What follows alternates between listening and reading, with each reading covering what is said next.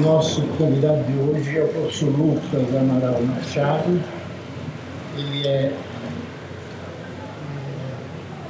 está aqui, na verdade, representando o seu orientador, o professor Sócrates Egito, que está nos Estados Unidos. Vai falar sobre o projeto deles. Esse é o tema do doutorado do Lucas. Ele teve muita repercussão, vários trabalhos publicados no assunto, né? Como isso aqui é um papo de botequim, não é uma atividade, digamos, acadêmica. Sim. Então, cabe fazer provocações de acordo com o que eu acho que é o sentimento da plateia. O sentimento da plateia é um pouco tirado pela minha ignorância. Então, eu conheci o Sócrates no início dos anos 90, quando ele estava com o grupo dele começando a fazer as nanopartículas, fazendo decoração de nanopartícula magnética para entrega de medicamentos. Ele estava no comecinho, tinha um aluno, eu me lembro, que era aluno do doutorado dele, e essa era a colaboração que eles tinham com o departamento de física. Eu me lembro que estava no começo isso, né? E eles me deram algumas amostras, eu levei para Porto Alegre, eu era professor lá em Porto Alegre, para fazer análise de raio-x e alguns técnicos magnéticos para saber se as partículas estavam bem formadas. Isso é 90, os anos 90, né? 95, não me lembro. Então, essa coisa evoluiu, o Sócrates, né, partiu para outra área de nanotecnologia. Quando eu pensei em convidar o Sócrates, logo no comecinho do projeto, eu estava pensando em convidar o Sócrates por causa das nanopartículas magnéticas de entrega. E aí eu percebi que ele estava por outra área, que é essa área de vocês, né? Eu disse, opa, então isso é interessante. Eu acho que é o seguinte, para a gente ficar dentro do contexto, né, os ignorantes, né, seria interessante que você, nós temos tempo, você vai falar sobre o seu trabalho, mas seria interessante que três coisas ficassem claras para a gente. Né? Primeiro, o que é a Rantor. Né? Segundo, como as coisas que saem da Rantor eram usadas na medicina popular. Não precisa fazer um compêndio aqui. Não, fica tranquilo. E finalmente, o que é que o processo inovador de vocês agrega às formas populares. Tem processos técnicos de extração de óleo, né? Então, é basicamente isso que eu acho que a gente precisa, nós, os ignorantes, sair daqui sabendo o que é isso. Então, vocês, professor Lucas. Boa noite, pessoal. Eu agradeço primeiramente o convite, também agradeço ao professor Sócrates, que foi quem indicou que eu viesse aqui. Me desculpa um parênteses, eu não fui por descobrimento.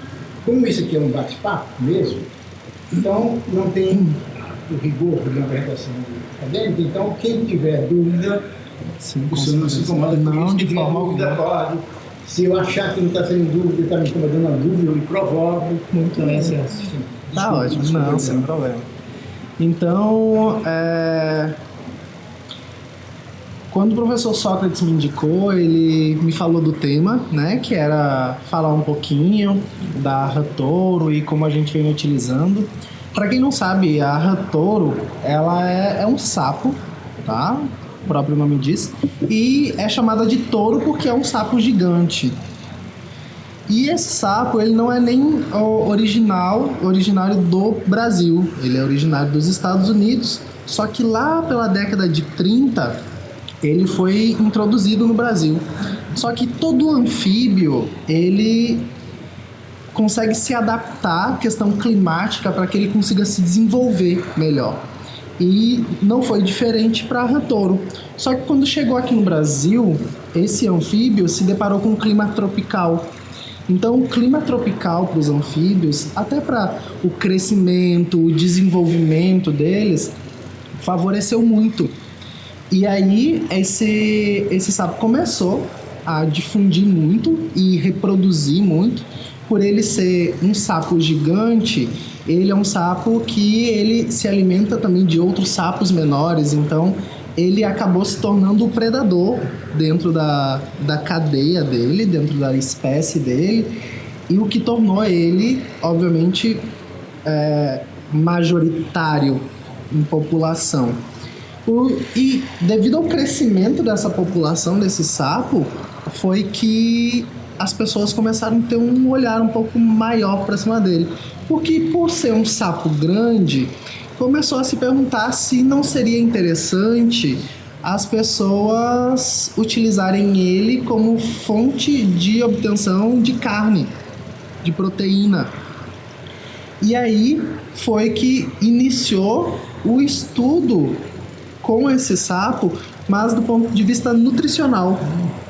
Então, ele começou a ser introduzido na dieta de algumas regiões do Brasil. E como países ocidentais já têm um esquema nutricional bastante diversificado, e começaram a conhecer um pouco mais, porque era uma carne que ela tinha muito pouca gordura, bastante proteína e todos os nutrientes que o organismo precisava. Então, ela é uma carne extremamente saudável para o ser humano. E aí começou o interesse a exportar. E foi aí que começaram a nascer os ranários aqui no Brasil. Então a gente tem ranários difundidos no Rio Grande do Sul, mas os maiores ranários eles estão localizados mais na região de Goiás. Ranário para rã-touro? Para rã-touro, exclusivo da rã-touro. Então, atualmente a rã-touro ela é criada em cativeiro. E aí ela começou a ganhar importância no cenário nutricional mundial. E provavelmente, quando vocês virem algum cardápio que sirva carne de rã, provavelmente será da rã-touro. Eu adoro carne de rã. Então quer dizer que o restaurante que eu tenho ido comer carne de rã, há o risco a rã-touro. Provavelmente será ela.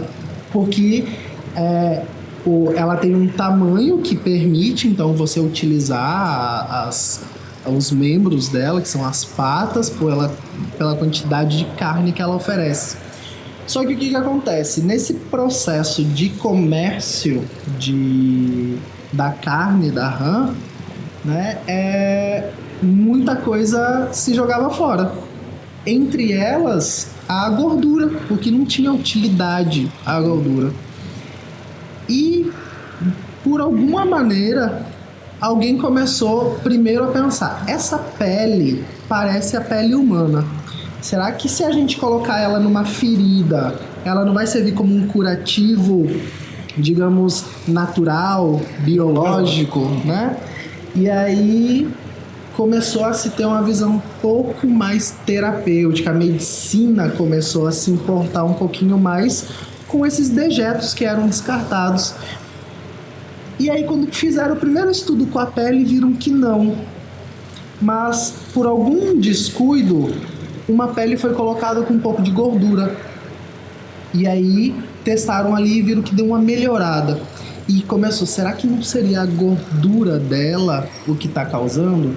E como a gordura é algo difícil de manusear, as pessoas começaram a esquentar essa gordura, como se fosse na panela, e depois elas filtravam, como se fazia antigamente, filtrar num pano de prato mesmo, só para tirar aquele resto e ficar só com óleo.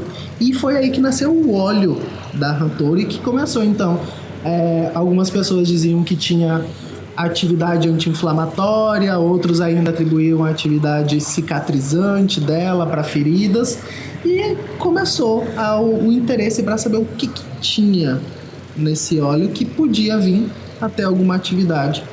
Então, a nossa preocupação como pesquisador na equipe do professor Sócrates, eu fiz meu mestrado junto com ele nessa área, terminei meu doutorado junto com ele nessa área também, é tentar chegar perto da população, descobrir o que eles estão utilizando, mas que a ciência ainda não conseguiu dar uma resposta para eles.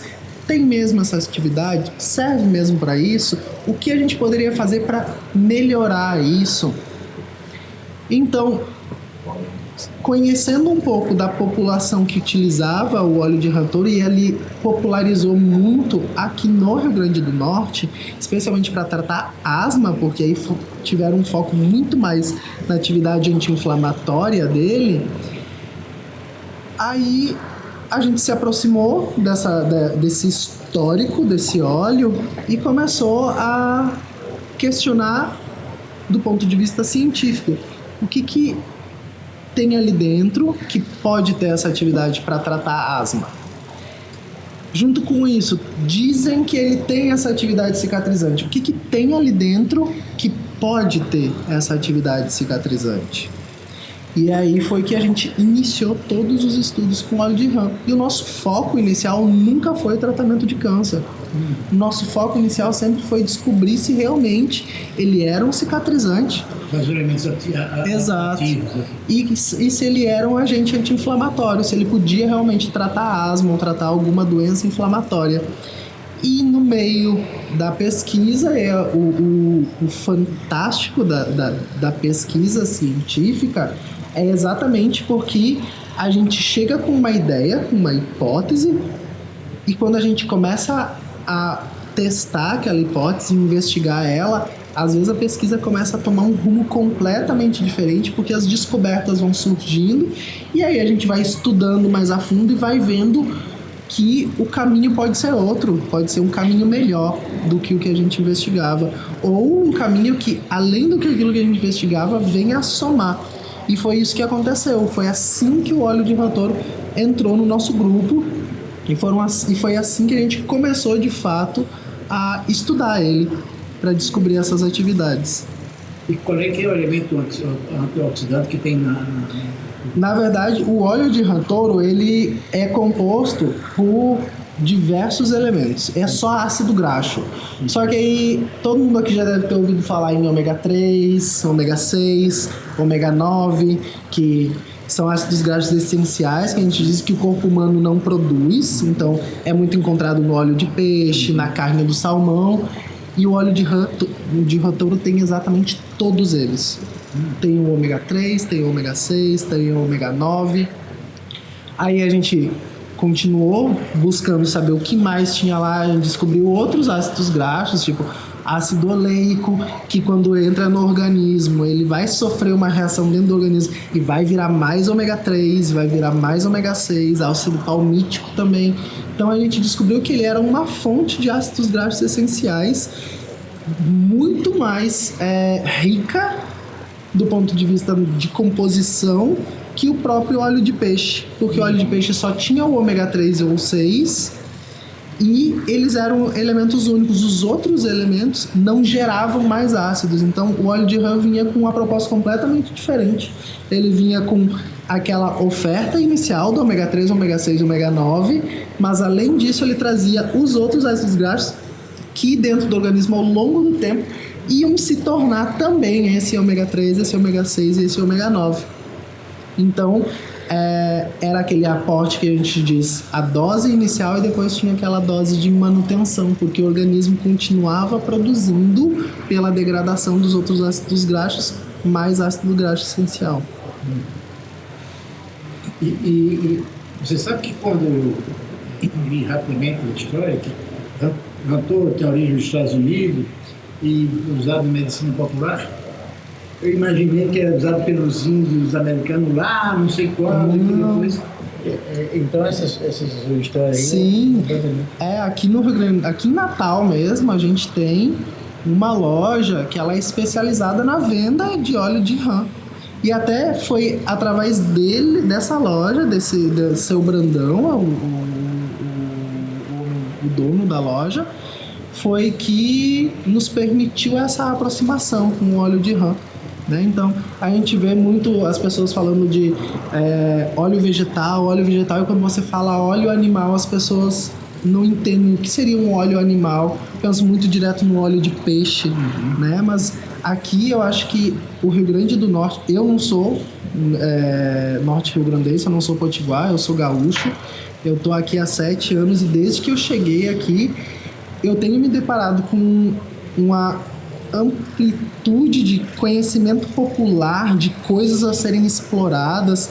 E o óleo de ratouro foi a primeira coisa que me fascinou quando eu cheguei aqui. Então, eu fui um dos pioneiros dentro do grupo do professor Sócrates a assumir esse estudo aprofundado do óleo de ratouro, porque a nossa preocupação, a minha formação é farmacêutica, é que quando a gente tem um produto assim da medicina popular, primeiro, comprovar aquilo que estão dizendo, a atividade que tem.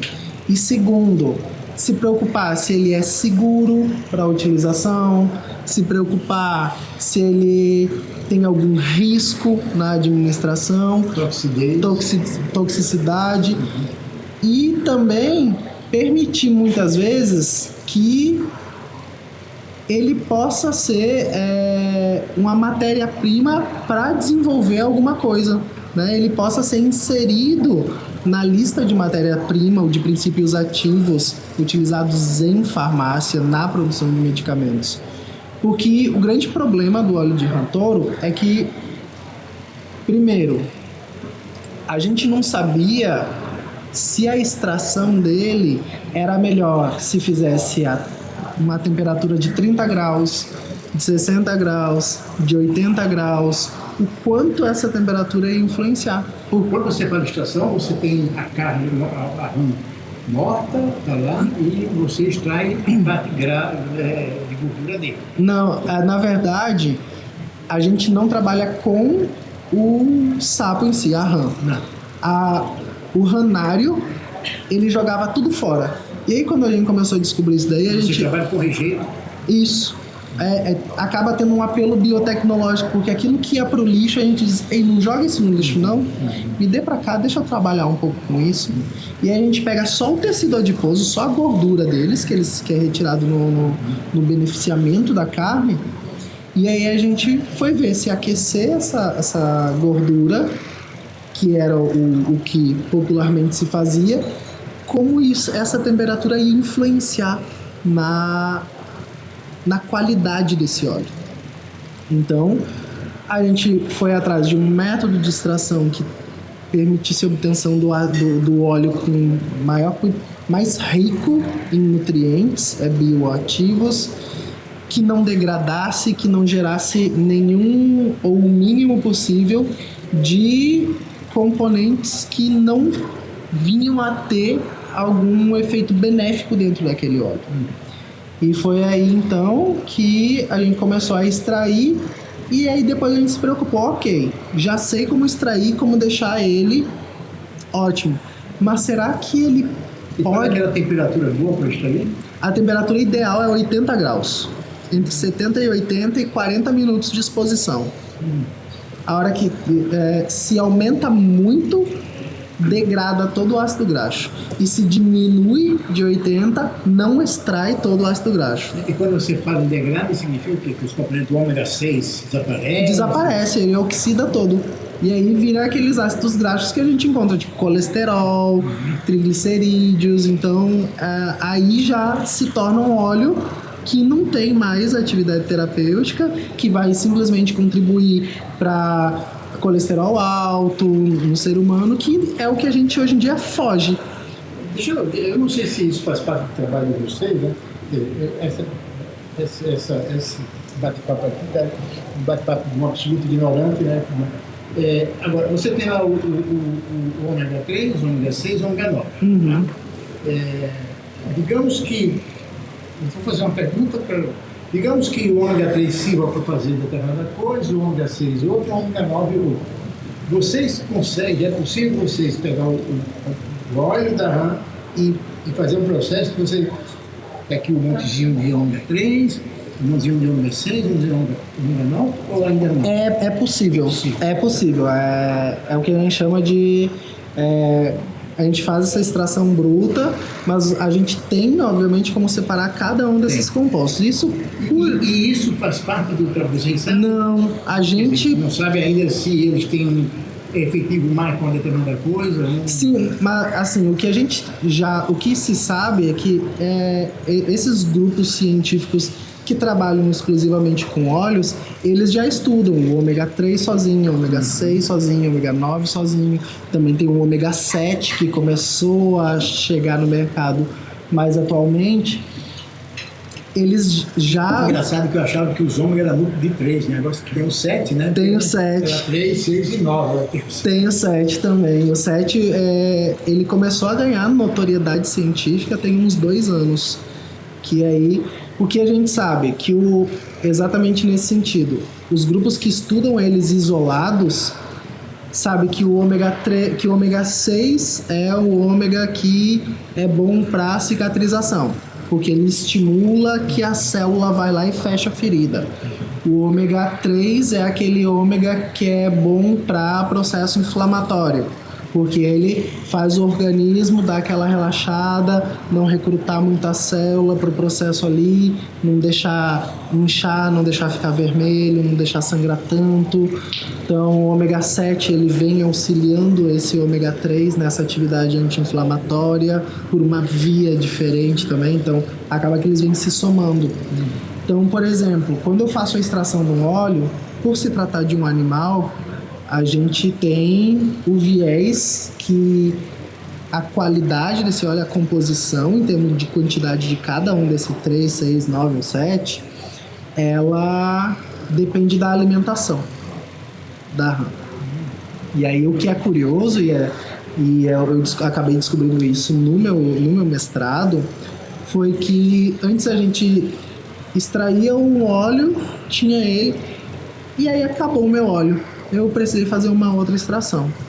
E aí isso era porque meados de outubro. E eu pedi pro Ranário mais um tecido adiposo. E eles me mandaram um saquinho congelado de gordura da rã. E eu extraí. E o óleo não era mais aquele óleo amarelo brilhoso. Ele era um óleo mais esbranquiçado. E aí eu me preocupei. Eu disse, o que será que está acontecendo com esse óleo? Será que eu perdi o controle da temperatura? Mas não, a rã, que foi o que eu acabei estudando e descobrindo, ela tem um comportamento um pouco diferente de alguns animais. Ela é esse anfíbio, quando chega no inverno, ela hiberna. E aí ela passa, como se fosse um urso, o inverno inteiro escondida, dormindo, esperando a temperatura aquecer novamente. E aí faz sentido aquilo que eles disseram, que lá nos anos de 1930, o anfíbio veio para o Brasil e se adaptou bem. Por que se adaptou bem? Porque no Brasil a gente tem um clima tropical. As temperaturas baixas de algumas regiões do país não são tão baixas como as dos Estados Unidos. E dependendo da região que essa rã estava, ela nem tinha contato com o frio. Então ela só tinha aquela possibilidade de desenvolvimento. Ela não entrava nesse período de hibernar. E aí esse óleo que eu achei estranho, quando eu descobri isso, eu percebi que tinha recém acabado o inverno. Tinha hibernado. Ela estava saindo do processo de hibernação. Então, como ela estava saindo e ela não sai para nada durante o inverno, ela consome a gordura dela enquanto ela está hibernando. E a gordura era exatamente a minha fonte de obtenção de princípio ativo. E aí eu comecei, pronto, já sabemos que a produção desse óleo é sazonal. Ela acontece só nos meses que antecedem o inverno. Exato. Ali, abril é o mês ideal, meu óleo de melhor qualidade. É aquela rã que está sendo criada, que foi abatida em abril, porque ela pegou o verão, ela se alimentou, então ela está nutricionalmente muito boa, muito bem. E aí, então a gente já quebrou um mito. Não é o óleo de rã, é o óleo de rã extraído nessa época do ano. E aí quando a gente começou que a gente descobriu quais eram os componentes, a gente pensou também em separar eles, em isolar. Mas a gente começou a pensar, tipo, ok, por que eu vou produzir mais ômega 3 se já existe uma fábrica de ômega 3? Qual é a diferença que a gente está trazendo? É permitir o acesso e o conhecimento sobre a atividade de algo que é popular, que é de fácil acesso, que a população consegue barato. Por que eu vou querer encarecer esse produto? Porque o processo de isolamento custa dinheiro. Aí o processo de conservação do óleo isolado também custa dinheiro. E por que a gente podendo oferecer para a população um óleo que, do jeito que é, né, que a gente chama de matriz bruta, é barato, e a gente já aprendeu a conservar ele por mais tempo também, eu vou encarecer ele? Não é a ideia. A gente quer, na verdade, aproximar a população das melhores terapias possíveis sem precisar mexer no bolso delas. Essa é a nossa preocupação, é tornar os produtos que a gente trabalha de fácil acesso. E daí, que processo inovador vocês fizeram, então? Aí, como esse óleo, ele é um óleo e ele vem do anfíbio, ele tem alguns problemas, né? Ele também não pode ser só coisa boa. O cheiro dele é um cheiro bastante desagradável. Ele tem um cheiro como se fosse de carcaça de peixe, né? Então, imagina uma pessoa com diabetes que tem aquela dificuldade de cicatrização no pé. Ok, a gente pensa, custo-benefício. Você prefere ficar com o seu pé aberto, sem cicatrizar, ou passar um negócio que vai ficar fedendo? A pessoa vai preferir passar um negócio independente do cheiro, desde que se cure, né? Mas tem muita gente que tem essa questão, tipo, eu não vou usar porque cheira mal, eu não vou usar porque eu vou ficar com aquela pele, tipo, como se passasse um bronzeador, tipo, toda brilhosa, grudenta, né? Então, passar por ser óleo é difícil de espalhar de maneira que fique a mesma quantidade de óleo na região toda, né? Então, a gente vendo isso daí, e como ele também era utilizado para asma, e aí o tratamento de asma é a pessoa tomar a colherada desse óleo puro, a gente percebeu que a gente tinha algumas coisas a fazer, alguma coisa para contribuir, que era o quê? Que era melhorar esse aspecto desse óleo, que é o quê? Permitir que a criança que fosse tomar esse óleo para tratar a asma, ela não achasse ruim aquilo, ela não tivesse que tampar o nariz para... E a gente fala isso daí pensando no cheiro, mas vocês já imaginaram como fica na boca de uma pessoa colocar o óleo puro, né? Eu acho que é o tipo de coisa que, se não for dose única, a pessoa desiste do tratamento, porque ela só vai ter coragem de fazer aquilo uma vez só. Então a gente começou a pensar, não, a gente, como farmacêutico, pode fazer um processo barato que tire esse cheiro, que tire esse aspecto gorduroso. E a gente começou a pensar, vamos fazer um creme, vamos fazer uma loção de uso oral, né? Tipo, não sei se vocês conhecem, que existe já o óleo de peixe, que é uma loção que a pessoa toma, que antigamente também se tomava o óleo de peixe puro, né?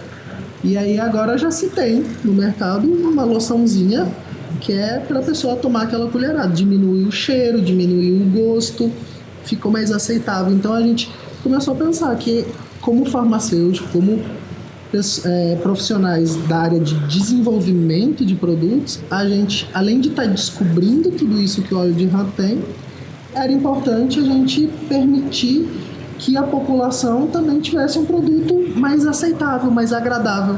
E aí a gente começou a desenvolver novas formas farmacêuticas, tipo creme, loção, e aí depois a gente começou a entrar na questão de nanotecnologia.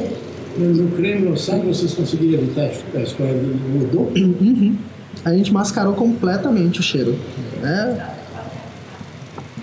Existe alguma loção de uso novo para o tratamento de ferida que seja a base de óleo de rã? A gente já desenvolveu e a gente já publicou ela também em algumas revistas internacionais. Agora o que a gente as etapas seguintes são as etapas de estudos de segurança, né? Que a gente no nosso laboratório, a gente trabalha na parte de pré-formulação, vamos dizer assim. A gente desenvolve, vê que tem atividade, vê que é seguro, mas tudo teste in vitro. Aí agora a gente está começando pro teste em vivo, que aí começa realmente a pesquisa a crescer até ele se tornar uma patente e poder ser realmente comercializado. Mas a loção hoje, sim, já existe de maneira preliminar, mas não está no mercado ainda. Porque é muito recente, a gente iniciou realmente essas pesquisas em 2013. Então a gente tem aí 6 anos de pesquisa e a gente iniciou do zero, desde tipo como extrair o óleo e agora que a gente está chegando nesses produtos. Mas o melhor disso tudo foi porque quando eu cheguei aqui, que eu fui apresentado ao óleo de rã, foi que o professor Sócrates disse: isso é muito novo pra gente. Vamos começar pelo mais simples. E aí o mais simples era pensar na atividade cicatrizante, porque é pele, fica mais fácil de fazer os testes do que o antiasmático. E aí a minha preocupação era, ok, vou ver se realmente esse óleo é cicatrizante e vou desenvolver um produto para ele. E quando eu comecei a fazer esses estudos, eu peguei uma linhagem de células, que a gente cultiva a célula, e aí a gente coloca ela num pocinho, e aí a célula cresce dentro desse poço, formando tipo um tapete de célula, como se fosse a pele, né? Que é o estudo in vitro que a gente faz. E aí a minha preocupação é, eu vou colocar esse óleo aqui e eu quero ver se esse óleo vai estimular o crescimento dessa célula. Porque para ter atividade cicatrizante, em teoria, ele tem que dar esse estímulo do crescimento. E não deu. Não foi significativo esse aumento de células. Mas, ao mesmo tempo que eu estava fazendo isso com essa célula da pele, eu também estava preocupado. Ok, a gente vive num estado onde a incidência de radiação solar é muito grande. E a gente sabe que o câncer de pele hoje tem uma incidência, uma prevalência aqui no Brasil que só aumenta anualmente. Será que uma pessoa que ainda nem sabe que tem câncer de pele e for fazer a utilização desse óleo na pele, será que, além de estimular a célula normal, ela ia estimular também a célula tumoral? O que seria uma desvantagem muito grande, porque o câncer de pele, o maligno, ele até é identificado com uma certa facilidade. Mas aquele câncer de pele benigno, ou não melanoma, que a gente chama, que não tem a ver com o melanócito em si, não é fácil de identificar. Às vezes, como não identifica tão rápido, ele cresce tanto e se alastra tanto que depois vai vir causar um problema maior. E aí, quando eu testei na célula de câncer de pele, ele não estimulou também o crescimento, mas ele inibiu. A célula não cresceu nem normal. O crescimento dela reduziu em aproximadamente 30%. E foi aí que a gente instalou, que foi aquilo que eu disse no início. O gostoso da área científica, da pesquisa, é exatamente porque você começa a descobrir, a investigar uma coisa e do nada a pesquisa direciona para outra. Todas as áreas. E foi isso que a gente encontrou no óleo de rã. A gente não tem um cicatrizante. O que a gente tem é uma loção que, de maneira preliminar, está nos permitindo dizer que ela pode vir ser uma nova loção para tratar o câncer de pele. Barata, de fácil obtenção, e num país como o Brasil, que tem uma incidência muito grande de câncer de pele. Quer dizer, esses testes in vitro que ele estabiliza digamos, o crescimento das células, vocês fizeram.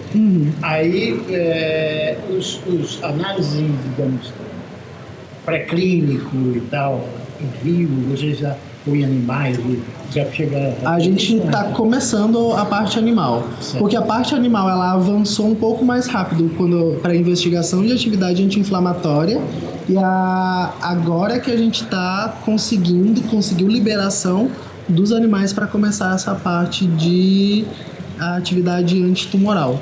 Então, agora que a gente saiu do in vitro, porque assim, o que aconteceu? A gente descobriu que a célula não crescia. E aí a gente publicou o artigo dizendo que ele pode vir.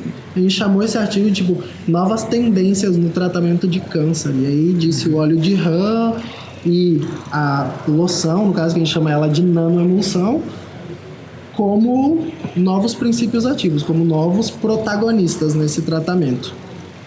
E aí foi publicado porque teve um impacto bom na comunidade científica internacional, só que eles disseram, tá bem que parece ter essa atividade, mas como é que ele atua para fazer isso? Será que ele é bom só para câncer de pele?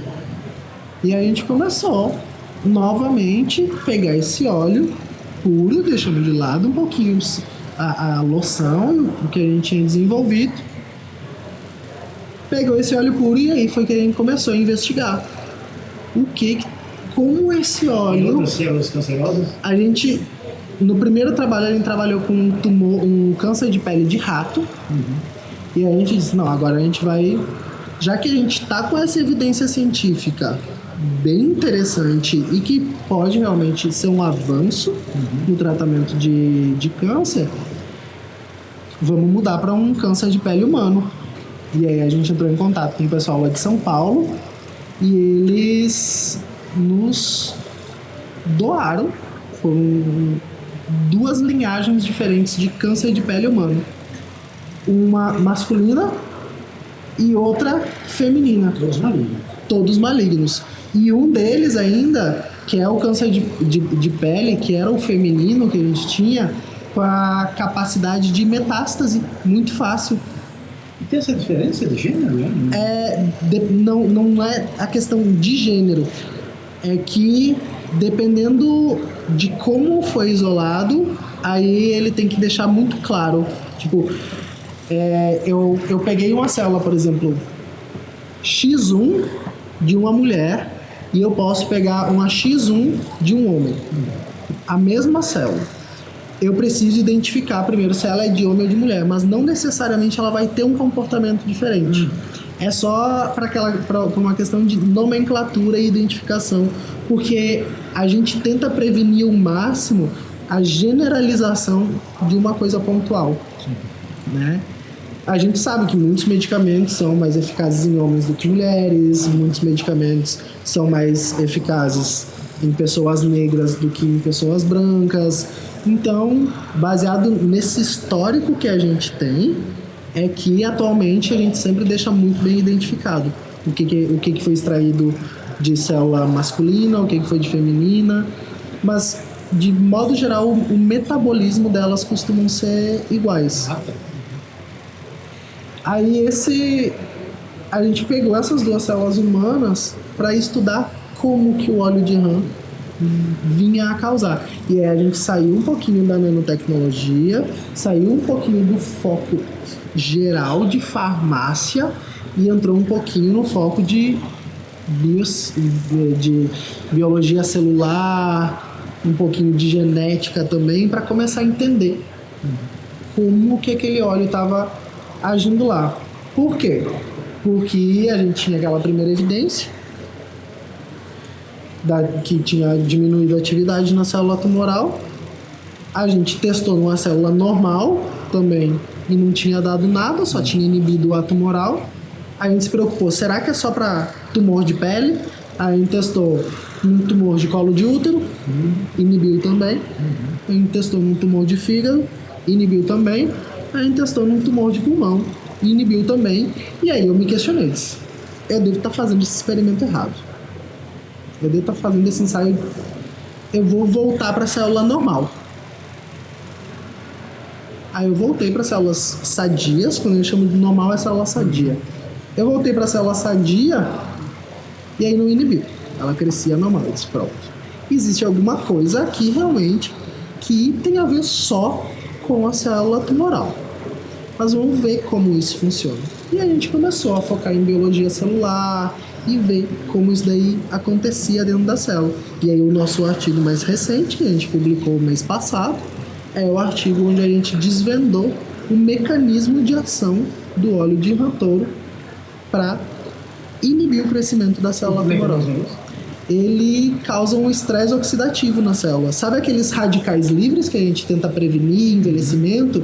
Então, aquele mesmo radical livre que envelhece a célula, a sadia do corpo, que é natural no processo de envelhecimento, quando esse óleo entra para dentro da célula tumoral, ele começa a fazer a célula produzir muito radical livre. E aí esse radical livre causa um estresse tão grande dentro da célula, ela se suicida.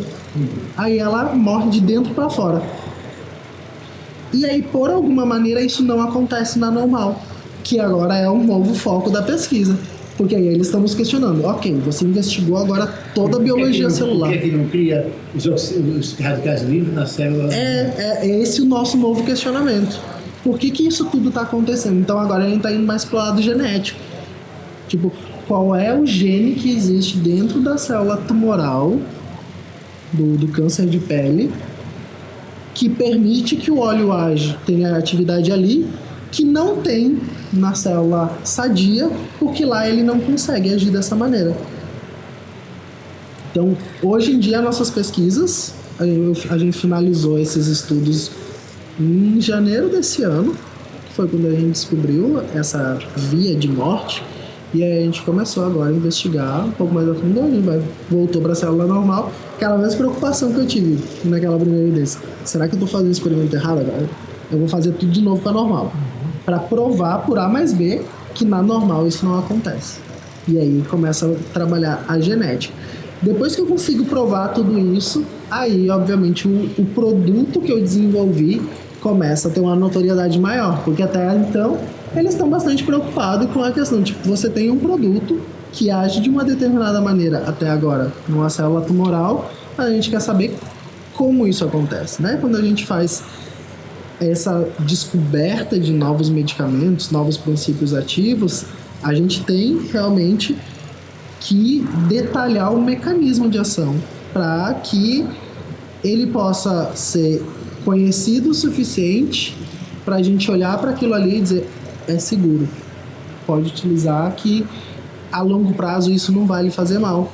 Que antigamente era uma preocupação que não se tinha. A gente tem casos na medicina de medicamentos que chegaram no mercado porque eram muito bons para alguma coisa e ao longo do tempo eles começaram a apresentar efeitos adversos. A talidomida, eu acho que é o exemplo clássico no Brasil, né, do medicamento que era para enjoo de grávidas, e depois os bebês começaram a nascer com deformação. E isso não era uma época onde se tinha toda essa preocupação de estudar a bioquímica, a biologia celular, a genética, que estão envolvidas nesse processo de tratamento ou de atividade terapêutica. Me diga uma coisa, por que você usou por que vocês denominam de nanoemulsão? Onde é que entra o nano nessa obtenção da emulsão? Então, primeiro, o que é uma emulsão, né? A emulsão, ela é uma mistura de água e óleo, né? E aí a gente coloca uma matéria-prima, um insumo ali que permite que a gente misture eles como se fosse um detergente, né? E aí a gente tem, por exemplo, um creme é uma emulsão, uma loção, a maionese por si só é uma emulsão também. Então a emulsão é o que a gente chama de sistema farmacêutico que permite a união de água e óleo. E aí quando a gente faz isso daí, o óleo ele fica como se fosse gotas dentro daquela água, só que como ele tem esse detergente na volta dele, ele dá esse aspecto esbranquiçado.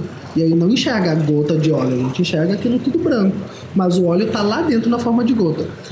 Quando a gente faz isso de maneira ampla, a gente tem o que a gente chama de macroemulsão, porque essas gotas de óleo vão estar ali na faixa de 2 micrômetros, 4 micrômetros, até 10 micrômetros. Quando a gente começa a cortar essa gota para tamanhos menores, aí a gente começa a obter emulsões com essas gotas de óleo dentro dela na faixa de 100 nanômetros, 200 nanômetros, e aí é que a gente tem a nanoemulsão. E a grande preocupação é, por exemplo, qual é a vantagem, né, de você ter uma nanoemulsão para uma emulsão, uma macroemulsão? Em teoria, a nanoemulsão tem até um pouco mais de trabalho na produção dela. Vamos pensar, por exemplo, eu gosto muito de dar esse exemplo em aula para os alunos entenderem, quando eu falo que cientificamente a gente chama que aumenta a superfície de contato, né?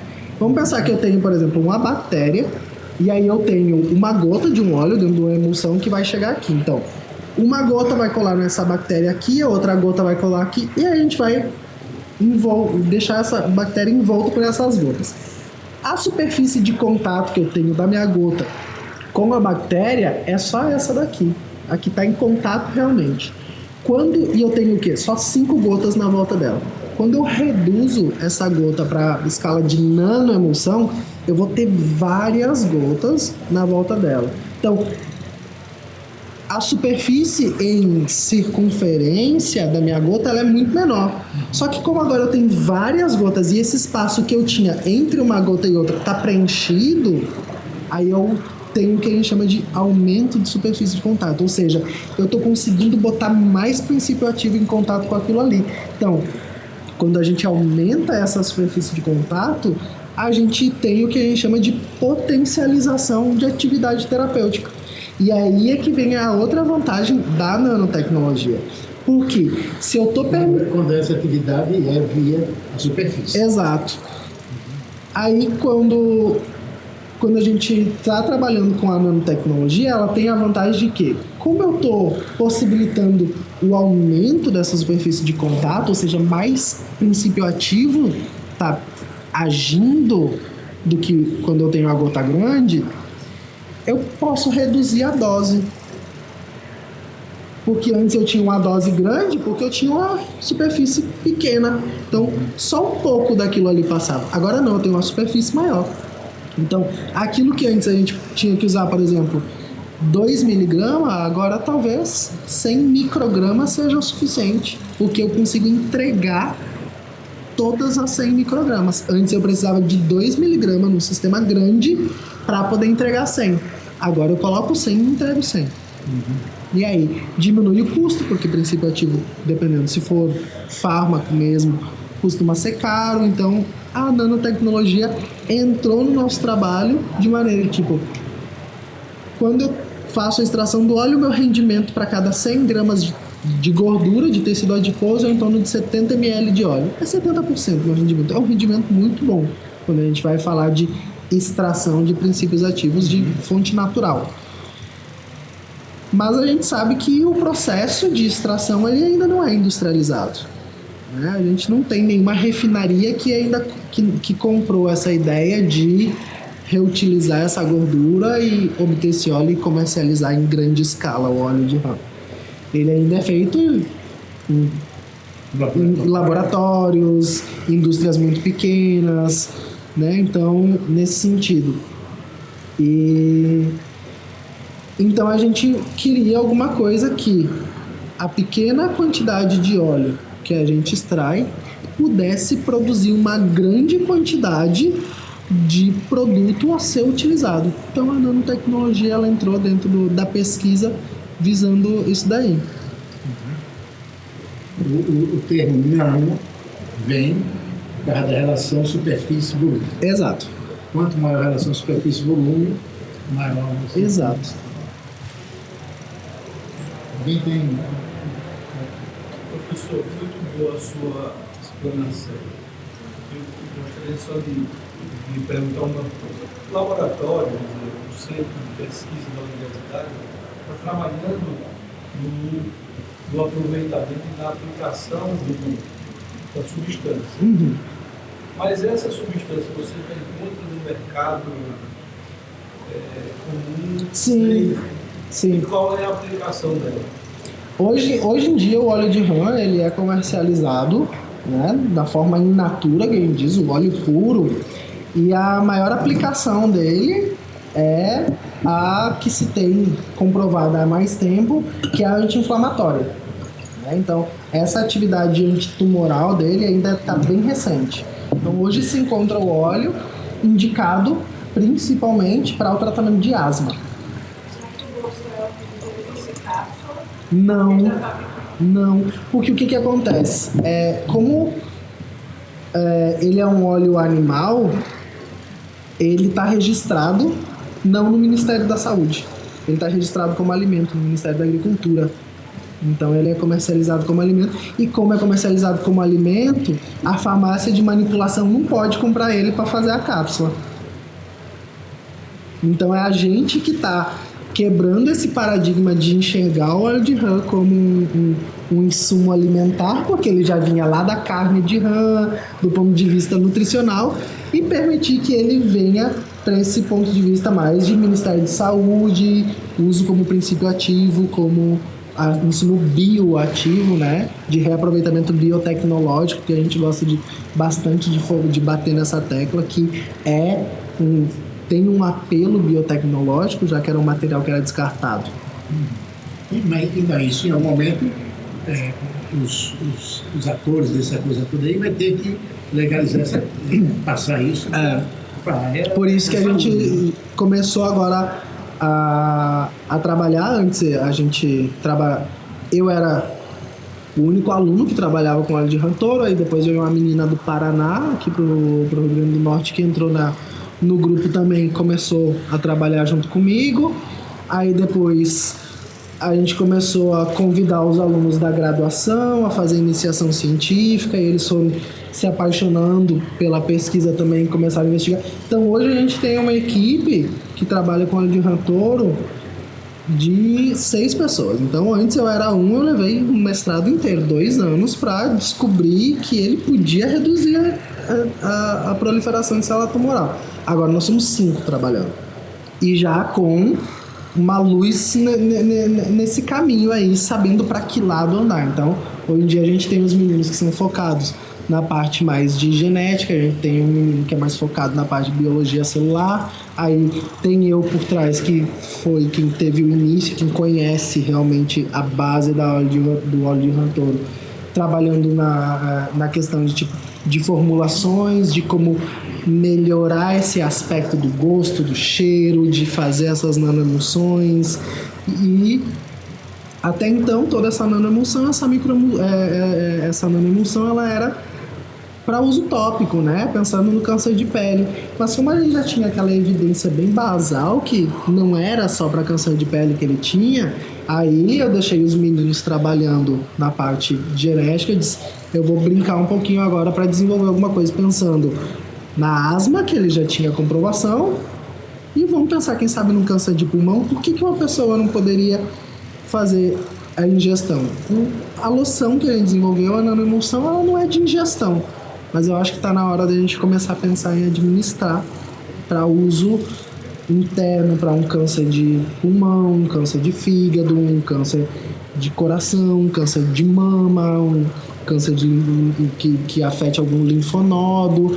E aí foi que a gente começou a entrar na parte de nanopartículas novamente. E aí meu doutorado foi focado no desenvolvimento dessas nanopartículas também. Nanopartículas do óleo? Do óleo.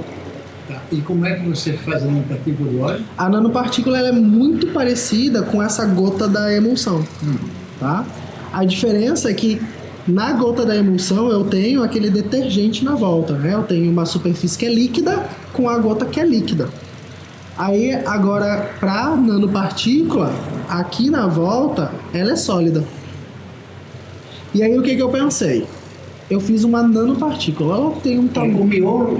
miolo é líquido. O coração dessa nanopartícula é Líquido, é o óleo. o óleo. É o óleo. E você decora isso com Com um polímero. um polímero. Um polímero. E para preservar o óleo Preservar o e óleo. levar para onde você quiser. Uhum.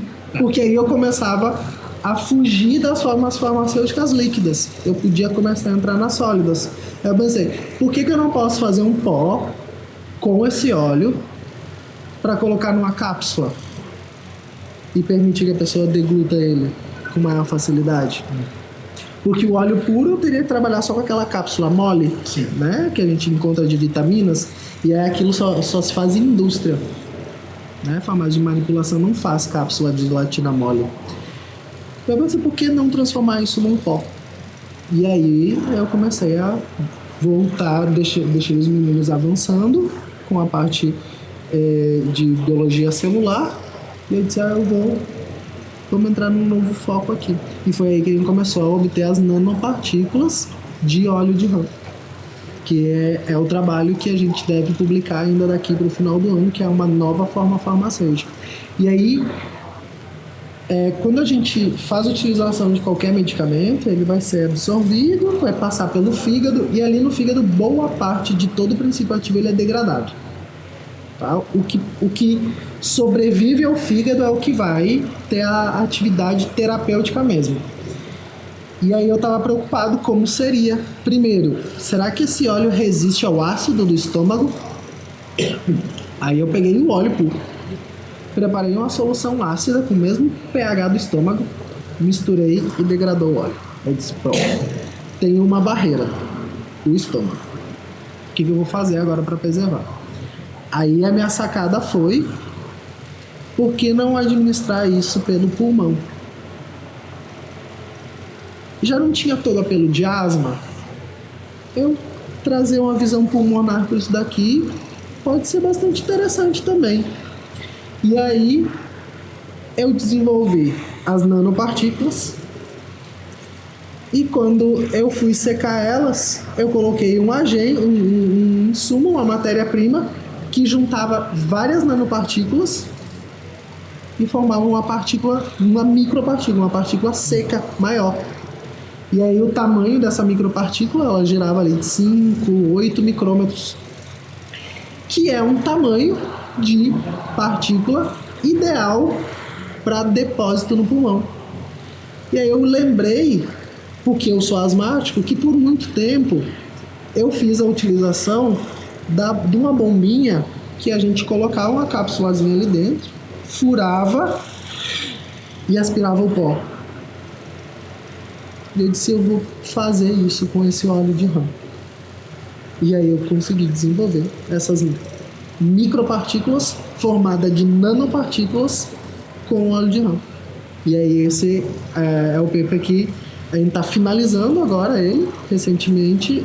Toda a parte de desenvolvimento, caracterização, toxicidade, atividade in vitro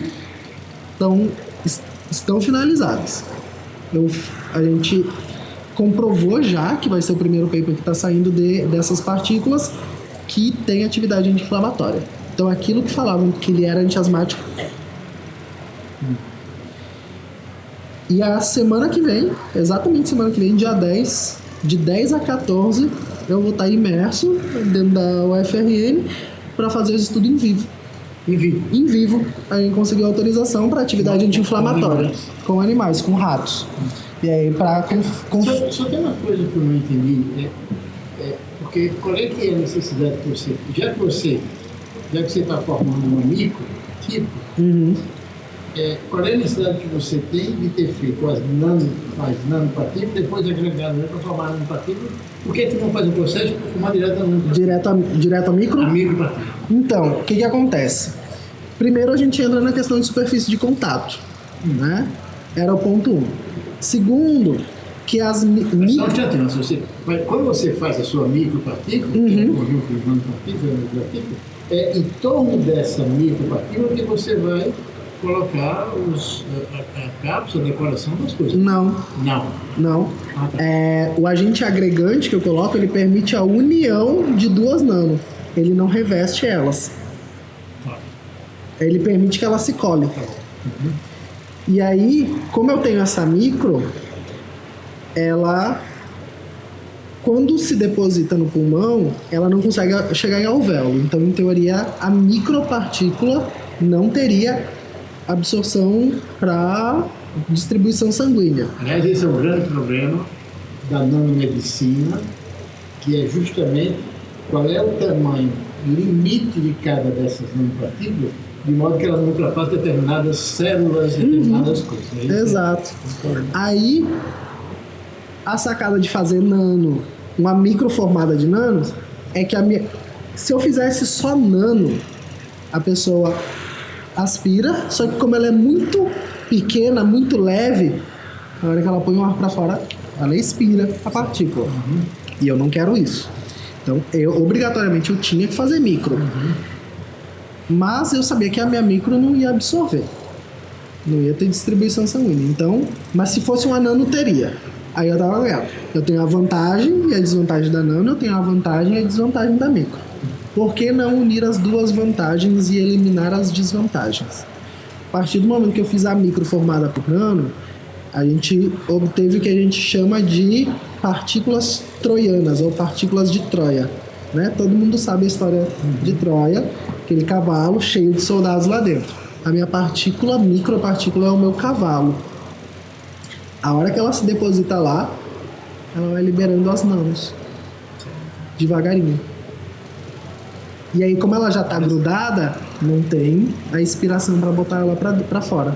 E aí eu começo a ter a absorção. E aí essa foi a sacada.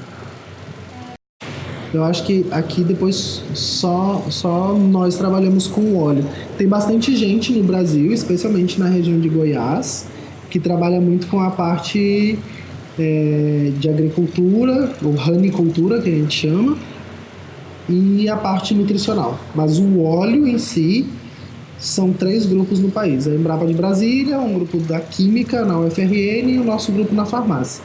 Mas o... A partir do momento que você publica aqui, eu leio, entendo como se você tivesse inventado ou descoberto um câncer para a célula cancerígena. Você disse que ela deteriora, dentro da fora. Sim. Então, aquilo que muita gente que viu o artigo e que teve acesso deve ter tido curiosidade, deve ter se interessado pelo assunto. Né? Sim. E reproduzir também. Eu acabei indo para a França no meu doutorado, e aí lá eu tive a oportunidade de difundir um pouco mais a técnica, de apresentar um pouco mais o óleo. Então eu tive uma faculdade bem renomada lá, eu fiquei 1 ano na universidade lá. Onde? Em Paris, na Université Paris-Sud. Isso. Você. A de Orsay é a Saclay. Eu ficava em Châtenay-Malabry. Isso. Aí, quando eu cheguei lá, algumas pessoas já tinham visto o trabalho, até porque já haviam boatos de que eu ia para lá, eu tinha sido convidado pelo grupo a desenvolver um pouco lá. Foi o grupo que me deu a expertise de fazer essa micropartícula de nanopartículas. Foi o inventor das partículas troianas que me convidou para ir para lá. Isso. E aí eu levei um óleo, eles começaram a conhecer, viram que a França, ela gosta muito desse apelo de produtos naturais, eles dão muito valor, eles sabem a riqueza que é a questão da biodiversidade,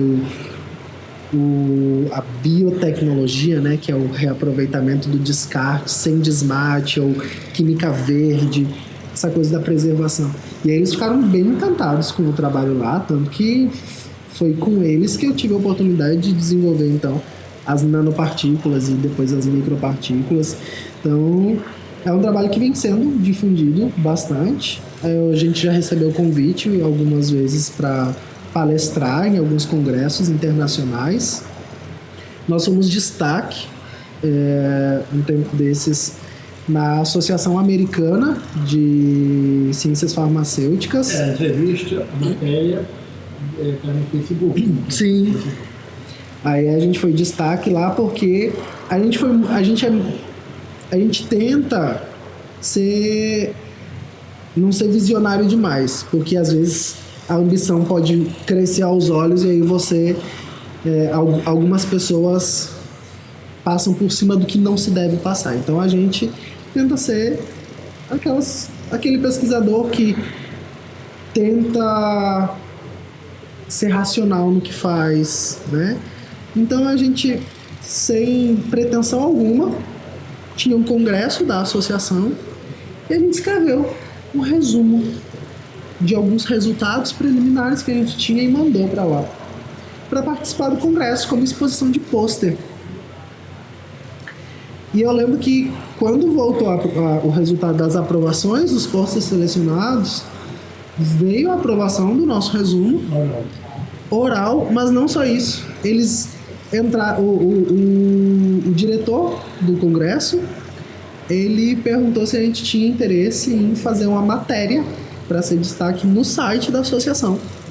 E aí foi acho que a primeira entrevista que a gente deu apresentando o óleo de rã touro para a comunidade científica, né?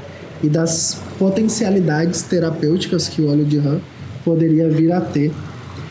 Depois teve um outro congresso que foi na Suíça, que a gente também, bastante despretensioso, mandou o trabalho para apresentação de pôster, foi selecionado para apresentação oral, e eles também acharam, e como o congresso era de biotecnologia, eles acharam completamente fora do mundo deles, porque a biotecnologia deles era voltada para a produção de tecidos, produção de algumas...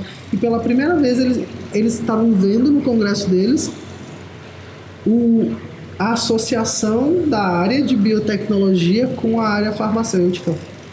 E aí, quando a gente fez a apresentação desse trabalho lá na Suíça, começou as perguntas de qual é a prospecção desse trabalho, que ainda era bem recente, tudo. E foi aí que foi o momento mais descontraído.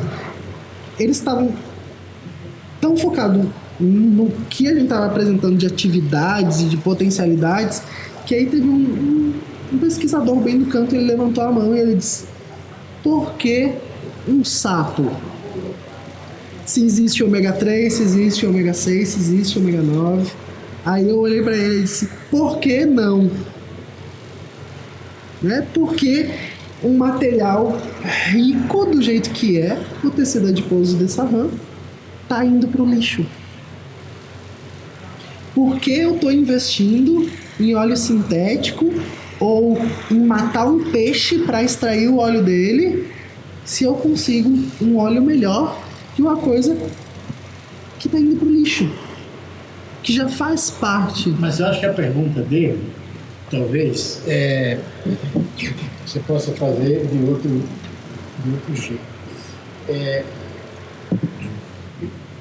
Você pegar óleo de peixe, pegar o H3 que tem lá, né? Mas, quando você começou a sua orientação, uma coisa notável na rã toda é que tem o 3, o 6, o 9 e agora o 7, tá certo? Em quantos materiais adiposos de vários animais você tem essa associação dos Hs? É comum isso? Não. Então, o que eu tenho muitas vezes é a associação do 3 e 6. Mas o 9, junto com o 3 e 6, é raro. E o 7, geralmente não vem associado com eles também. Talvez aí seja a resposta. Porque a pergunta dele é: por que é que no sapo tem? Sim. Né? Não tem nesses peixes aí? Sim. No salmão, não sei o que e tal. Não poderia ser o fato de que tem associação desses Hs aí? Sim. Provavelmente, eu acho que hoje eu saberia responder isso pra ele. Na época era... Desculpa.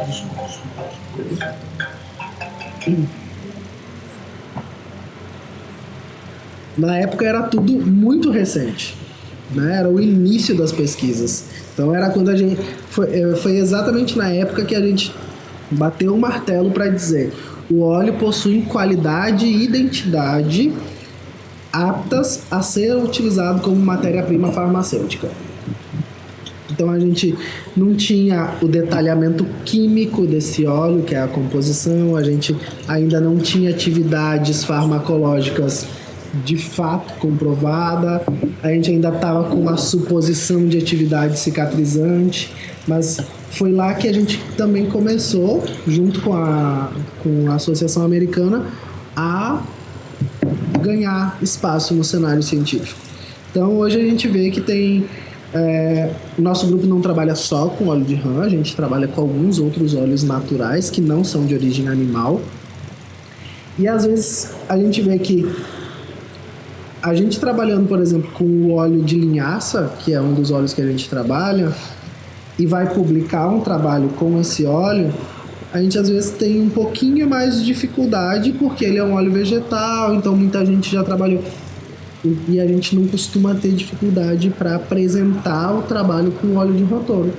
O óleo de rotoro, por ser algo bastante inovador, por ter essa mistura, e hoje em dia a gente já tenta deixar isso bem evidente na escrita dos nossos textos, que ele está chegando no cenário científico e, se Deus quiser, futuramente no cenário farmacêutico, como um insumo, não como uma simples matéria-prima, mas como um insumo bioativo de baixo custo, para vir tratar câncer, para vir tratar asma, para vir tratar, quem sabe, não só a asma como doença inflamatória, mas por que não tratar outras inflamações, uma inflamação de garganta, uma inflamação muscular, né? Então, hoje em dia, a gente está abrindo o leque de possibilidades do óleo de rotoro. Mas aqui chamou a atenção realmente, que foi aquela que nos deu um norte que ninguém tinha, foi a atividade antitumoral. Hoje, nosso foco estamos andando com a atividade anti-inflamatória, mas a gente está elucidando mesmo a atividade antitumoral. Essa pergunta ainda não está, pelo que eu entendo, ainda não está respondendo, né? Por quê? Esse óleo faz tudo. Tem, desculpa, você tem várias indicações empíricas, mas ainda não tem, por exemplo, provavelmente você já disse em algum momento aí que vocês estão investindo, tem que fazer uma investigação no nível biomolecular, né? Isso, para saber. Exato. Agora a gente vai começar a avaliar isso do ponto de vista, ok, a gente vai pegar a célula sadia, vai destrinchar o material genético dela. Aí vai pegar a célula tumoral, vai destrinchar o material genético. Ok. O que tem de diferente entre essas duas? Tem isso. Ponto 1. Vamos pegar isso, que é o que tem de diferente, e tirar da tumoral. Bota o óleo agora. Será que teve a mesma atividade? Ah, não teve. Então, provavelmente é ele. Então, já que provavelmente é isso que a gente tirou, vamos pegar isso que a gente tirou e colocar na sadia. Se colocar lá e o óleo agir lá agora, a gente sabe que aquele é o composto. Claro que isso, falando assim, parece ser algo extremamente simples, mas até o momento que a gente começar a olhar para dentro do material genético, cromossomo, isolar, já exato, aí já são mais alguns anos. Tem uns meninos que trabalham comigo que eles têm os mestrados e os doutorados deles aí também para investigar bastante isso. Eu estou acompanhando eles porque Sócrates é o pai, eu digo que eu sou o primeiro filho do óleo de rotoro, né? Então a gente realmente não pretende parar tão cedo. Ele é um óleo que ganhou espaço também, não só no cenário científico, mas dentro do nosso laboratório, porque o senhor mesmo iniciou a nossa conversa dizendo que Sócrates trabalhava com partículas magnéticas. E aí eu cheguei bem quietinho no laboratório dele, Sócrates demorou para aprender meu nome, né? Porque até então eu era o gaúcho para ele. E aí eu comecei a investigar, eu comecei a ir a fundo, e aí ele começou, né, naquele mundo de alunos que ele tinha, 30 alunos, tem um que está trazendo uma coisa nova e começou a ganhar uma amplitude, não eu como aluno, mas a pesquisa que eu estava trazendo, os resultados que estavam aparecendo. Então foi bastante gratificante para mim como pesquisador. Na época eu era só farmacêutico, aí eu fiz meu mestrado. E aí na defesa de mestrado que eu recebi o convite para ir para Paris para fazer parte do doutorado lá. Então cheguei lá também, desenvolvi muita coisa lá, vim com muito resultado.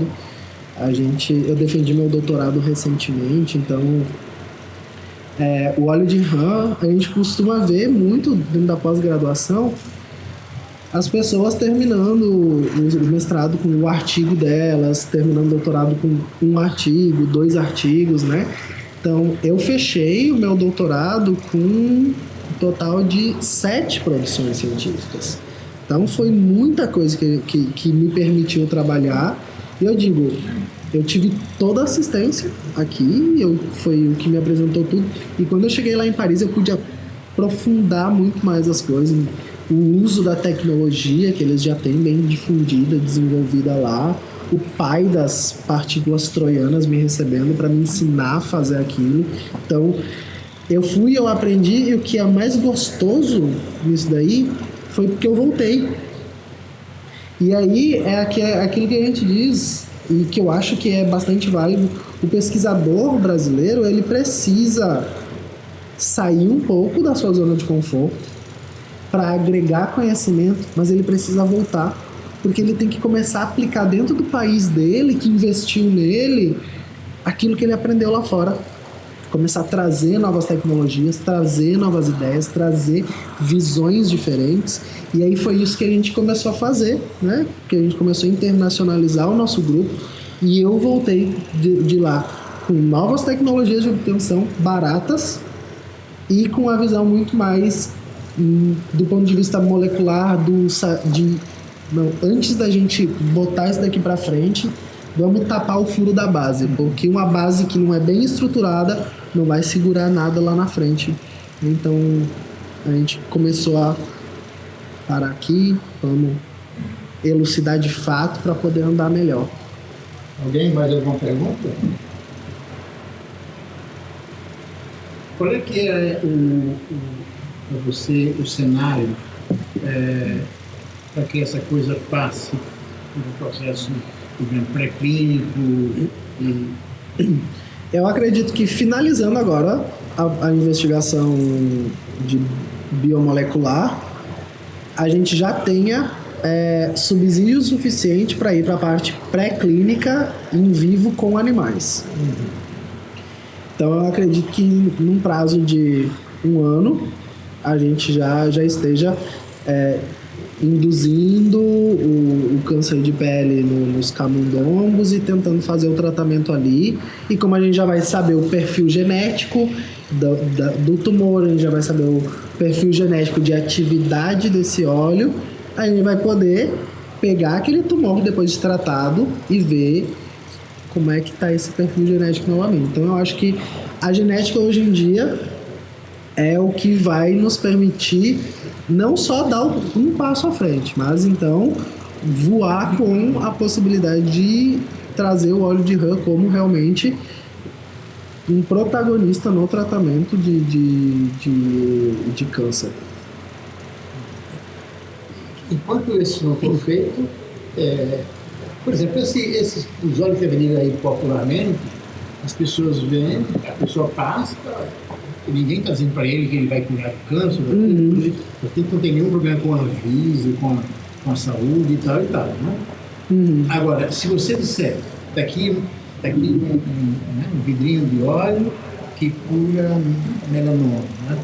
Aí você está infringindo uma coisa que você tem.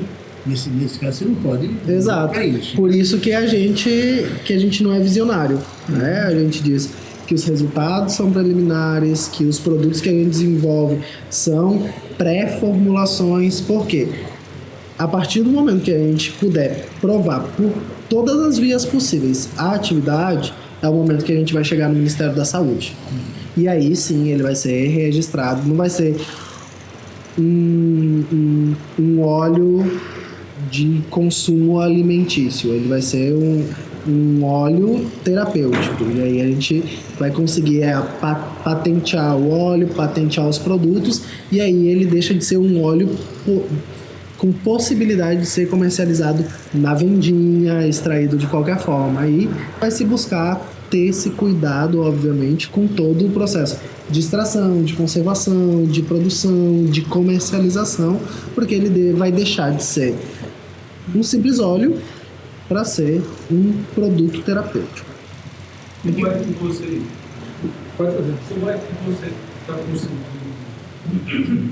preservar com a sua autoria, tudo aquilo que você já conseguiu, evitando que um curioso, que alguém que pegue seus trabalhos e dê um passo adiante e comece a registrar sem ter feito, sem ter percorrido todo o caminho que você percorreu? Mas, na verdade, o que eu quero é que chegue nessas pessoas e que elas também comecem a trabalhar. A minha pergunta é exatamente essa. Eu estava com essa pergunta exatamente essa. Esse é um risco. O que acontece? Hoje em dia, a gente sabe que ninguém faz ciência sozinho, né? A gente tem limitação dentro da universidade, a gente precisa de colaboração. E o cenário que se vive hoje em dia na ciência é que uma pessoa vai pegar meu trabalho, meus trabalhos são públicos, tá? Ele pode até se dar o trabalho de tentar reproduzir absolutamente tudo que eu fiz. Só que quando um trabalho ele é publicado, ele se torna público, você tem documentado através daquela publicação que você foi o primeiro autor a fazer aquilo. Mas a patente... Ele ainda não... O produto não é patenteado. Porque a pergunta dele tem a ver com o problema de patente. É que para patente você precisa ter tudo elucidado, que é o que eu não tenho. Não, mas que a gente está entrando um pouco em outra área, mas que é igualmente importante. Mas é que a pergunta que eu ia fazer era o seguinte: você tem que patentear o processo de fabricação, digamos, da nanoemulsão. Porque se alguém, como ele estava falando, se alguém pega o seu artigo publicado, aí lê o seu artigo, né, e vai para o seu, tem um baita do laboratório, né, o cara tem um baita do laboratório, aí vai para o laboratório, a história da ciência está cheia desses casos, cheio. Aí vai para o laboratório, e lá no laboratório ele fabrica a nanoemulsão, não sei o que mais nada, tem um hospital, um baita do hospital, Houston, do lado ali, aí já consegue na FDA já fazer o teste e patenteia tudo isso. Certo? Você publicou e você não pode fazer nada porque ele está dizendo como é que você produziu. O artigo publicado, eu sei que no Brasil é uma miséria, uma desgraça para o cientista. A história, eu desisti de fazer patente há muito tempo, eu abri mão disso, não quero nem saber, eu faço as coisas, o meu interesse é publicar. Se quiser fazer, façam. Então, eu nunca fiz nada que tivesse interesse comercial para não ter o estresse de fazer isso. E o meu interesse é publicar, escrever. Mas quem faz produto tecnológico é uma desgraça no Brasil para se obter uma patente. É um verdadeiro tormento, né, para você fazer isso. Né? Mas é uma coisa que precisa... Por exemplo, o Seig, quando ele deu a vacina, né, anti a paralisia, ele disse que não queria patente, que o processo devia ser para a humanidade toda, ele abriu mão, né? Mas é que sei, né? Então não precisava mais nada disso. Sim. Então, assim, o meu processo de obtenção, ele não é inovador. Então isso descaracteriza a patente de processo. O que é inovador é a atividade do óleo. Né? Não, mas a atividade ela precisa ser completamente elucidada. Aí sim. E isso é o que não está. A atividade precisa. E assim, sendo muito sincero, eu particularmente, Lucas, por conviver muito com Sócrates também, que eu compartilho com ele esse meu pensamento. Se eu patentear esse produto, esse óleo, chegar no mercado com o objetivo que se tem, ótimo. Se você patentear e ele chegar no mercado com o objetivo que se tem, ótimo. Eu sou o cientista que trabalho para a população. Se de alguma forma ou de outra, Essa é agora, sabe, é saber que ele deu o pontapé inicial. Ele trabalhou naquilo ali, e que alguém deu um passo à frente. Vamos supor, patenteou, mas veio dali. Seu trabalho, tudo que você fez até hoje, está registrado. tá lá, tá fazendo bem. Sua colaboração. Eu, como profissional da saúde, eu quero fazer o bem pro outro. Eu não tô preocupado se eu vou enriquecer ou não. O que eu sei é que eu amo o que eu faço. E se eu estiver feliz pobre, ou se eu estiver feliz rico, o que importa pra mim é que eu vou estar feliz. Então, se eu tiver um grupo que puder dar o passo que eu não tô conseguindo, pra mim ótimo. Maravilhoso. Estão comprando a minha ideia. Estão possibilitando aquilo que aos 24 anos eu sonhei, que é fazer o bem pro outro de maneira acessível. O que não falta hoje em dia é medicamento para tratar câncer disso, câncer daquilo, melhorar aqui, melhorar ali. Mas vai ver o preço que é isso. Vai ver a indústria que está por trás disso daí, pensando em ganhar dinheiro, em vender. Eu não estou preocupado. Eu estou preocupado em... Eu sei que uma indústria vai comprar, vai agregar valor, porque ela vai querer, obviamente. Mas o custo de produção que eu estou colocando nesse processo é muito baixo, que não vai permitir ela colocar lá. Eu estou publicando de maneira aberta todos os meus artigos, que vai impedir ela de patentear um processo. Ela vai patentear o produto, mas o processo de obtenção daquele produto, ele já está aberto.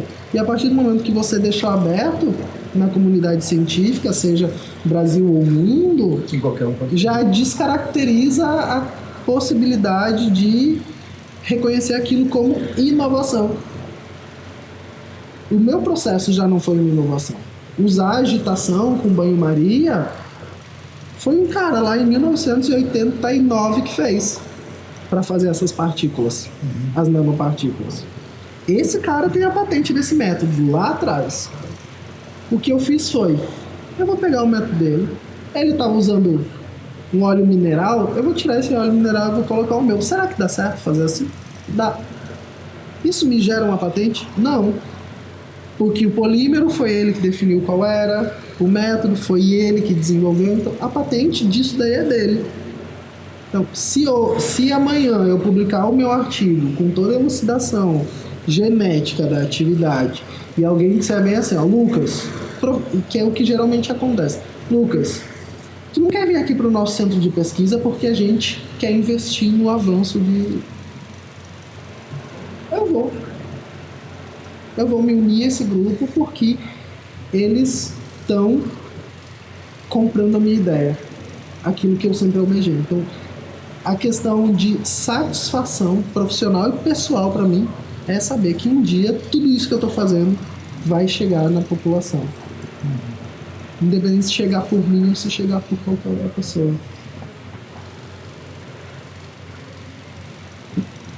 Bom, gostaria de fazer alguns comentários finais? Eu gostaria sim. Primeiro eu fiquei muito feliz quando Sócrates me indicou, como eu falei no início. Primeiro, ele me mandou aquele e-mail, eu não sabia qual era o tema da palestra. Eu trabalho com Sócrates muito de perto e trabalho muito com ele, então eu conheço absolutamente todas as linhas de pesquisa de Sócrates. Às vezes ele manda a gente para os congressos para falar de um trabalho que, por exemplo, não era Ratouro, que não é o trabalho do meu coração, vamos dizer assim. E a gente conhece, a gente vai, a gente apresenta. Aí quando eu fui ver qual era o tema da pesquisa, que eu vi que era tudo aquilo que eu fiz, eu disse, é o momento, sabe? Porque eu sou um menino que eu vim de família pobre, eu abandonei toda a minha família no Rio Grande do Sul por esse sonho. Chegar aqui hoje em dia, com tudo que eu já caminhei, do ponto de vista intelectual, científico, poder levar para pessoas que não conhecem, né, o que eu venho estudando, É para mim uma satisfação muito grande. Então, assim, o que eu gostaria nesse momento realmente de agradecer ao senhor, agradecer a vocês que estão aqui também, que a gente possa estar tendo esse papo, dizer que eu sou uma pessoa extremamente acessível, o que precisar. Meu Facebook tá lá, tô marcado nas publicações da página do Bate-Papo Científico. E se quiserem conhecer o nosso laboratório, se quiserem conhecer o óleo de rã, tá aberto. Não recomendo cheirar ele porque ele fede de verdade, tá?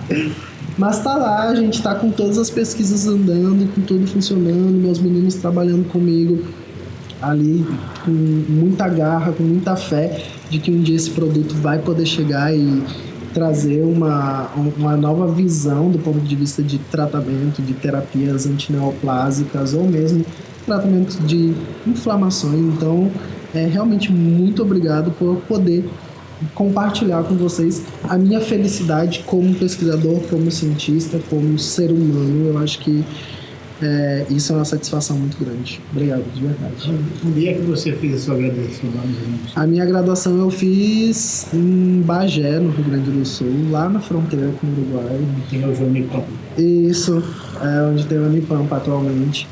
É a cidade que acho que quem nunca nem ouviu falar, se abrir o Jornal o Jornal Nacional, hoje em dia você vai estar lá, tipo, temperaturas de -1, menos...